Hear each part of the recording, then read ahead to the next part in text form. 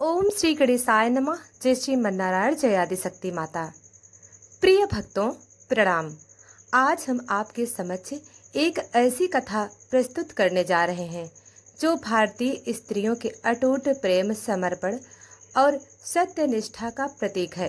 वट सावित्री व्रत कथा सुहागिन स्त्रियों द्वारा अपने पति की लंबी उम्र और अच्छे स्वास्थ्य के लिए किया जाता है। यह व्रत ज्येष्ठ मास की अमावस्या को किया जाता है और इसमें बरगद के पेड़ की पूजा की जाती है, जिसे संस्कृत में बट वृक्ष कहा जाता है। यह कथा हमारे धर्म, आस्था और स्त्री शक्ति के महान आदर्शों को दर्शाती है। तो चलिए अब हम इस व्रत से जुड़ी पौराणिक कथा की ओर बढ़ते हैं। बहुत समय पहले की बात है। प्राचीन भारत में एक प्रसिद्ध और धर्मनिष्ठ राजा राज्य करता था। उसका नाम था अश्वपतिराज। उसकी रानी का नाम था मालवती। राजा और रानी दोनों अत्यंत धार्मिक, सदाचारी और प्रजा की हितैषी थे, परंतु एक चिंता उनके मन को व्यथित करती थी। उन्हें कोई संतान नहीं थी। राजा और रानी ने अनेक व्रत, पूजा और यज्ञ किए। अंततः देवी सावित्री की कृपा से उन्हें एक पुत्र की प्राप्ति हुई। उस कन्या का नाम भी सावित्री रखा गया। सावित्री बचपन से ही तेजस्विनी, रूपवती और अत्यंत बुद्धिमान। उसने वेद, शास्त्र, धर्म, नीति और राजकाज का गहन अध्ययन किया, परंतु जब विवाह योग्य हुई तो कोई भी राजा या राजकुमार उसके योग्य प्रतीत नहीं हुआ। राजा अश्वपति ने पुत्री को स्वतंत्रता दी। ही पुत्री, तू स्वयं अपने योग्य वर का चयन कर। सावित्री ने अनेक राजाओं की यात्रा की। वन, पर्वत, नगर और आश्रमों में घूमते हुए वह एक वन प्रदेश में पहुंची, जहां तपस्वियों का निवास था। वहां उसे एक तेजस्वी युवक दिखाई दिया। उसका नाम था सत्यवान। सत्यवान वनवासी था, परंतु उसका तेज, चरित्र और विनम्रता अत्यंत प्रभावशाली थे। सत्यवान वास्तव में साल्व देश के राजा दुमतसेन का पुत्र था, जो अंधे हो जाने के कारण राज्य से निष्कासित कर दिया गया था। सत्यवान अब अपने माता पिता के साथ वन में निवास करता था। सावित्री ने उसी क्षण निश्चय कर लिया, यही मेरा पति होगा। जब उसने अपने पिता को यह बात बताई तो राजा ने नारद मुनि को बुलाया। नारद मुनि ने ध्यान लगाया और कहा, देखा और कहा, हे राजन, सावित्री जिस युवक को वर रूप में चुन रही है वह अत्यंत पुण्यात्मा है, परंतु दुख की बात है कि वह केवल 1 वर्ष और जीवित रहेगा। उसके बाद उसका जीवन समाप्त हो जाएगा। यह सुनकर राजा बहुत व्याकुल हुआ, परंतु सावित्री अडिग रही। उसने कहा, मैं जिसे एक बार वर चुन लूं उसका साथ जीवन भर निभाती हूँ, चाहे जीवन हो या मृत्यु। राजा ने बेटी की दृढ़ता देखकर विवाह की अनुमति दे दी। सावित्री का विवाह सत्यवान से हुआ। वह राजमहल से वन में आ गई और अपने सास ससुर की सेवा में जुट गई। वह सरल जीवन जीती, परंतु उसके मन में सदा एक बात रहती।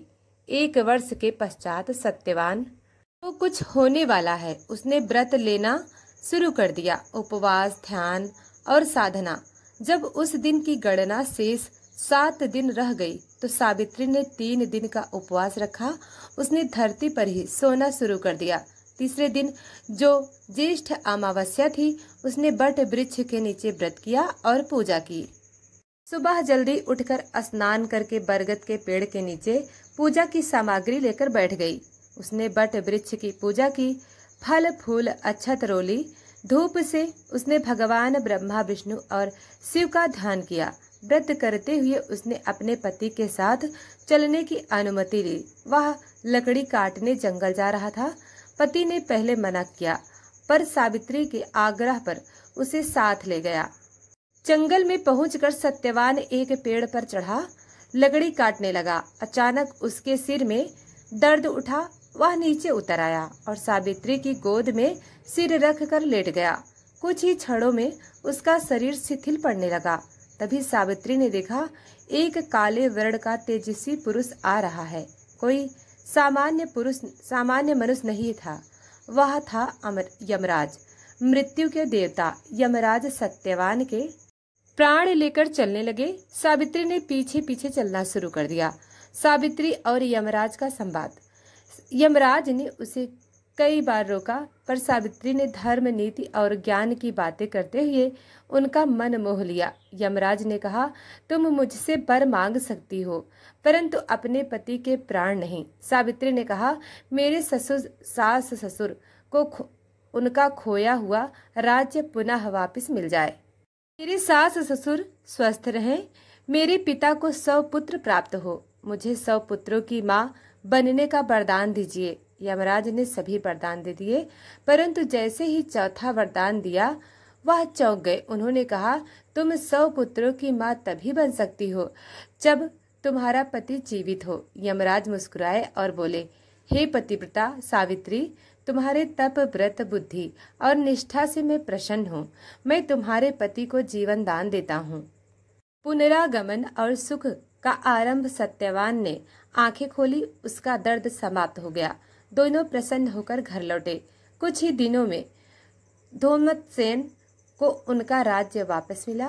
राज्य में पुनः शांति और समृद्धि फैल गई। सावित्री ने अपने व्रत, बुद्धि और पतिव्रता धर्म से अपने पति को मृत्यु के मुख से वापस ला लिया। तभी से यह व्रत बट सावित्री व्रत कहलाया। दोस्तों, सुहागिन स्त्रियां सुबह स्नान करके नए वस्त्र पहनकर बरगद के पेड़ की पूजा करती हैं। बरगद के चारों ओर कच्चा सूत धागा लपेटकर परिक्रमा करती हैं।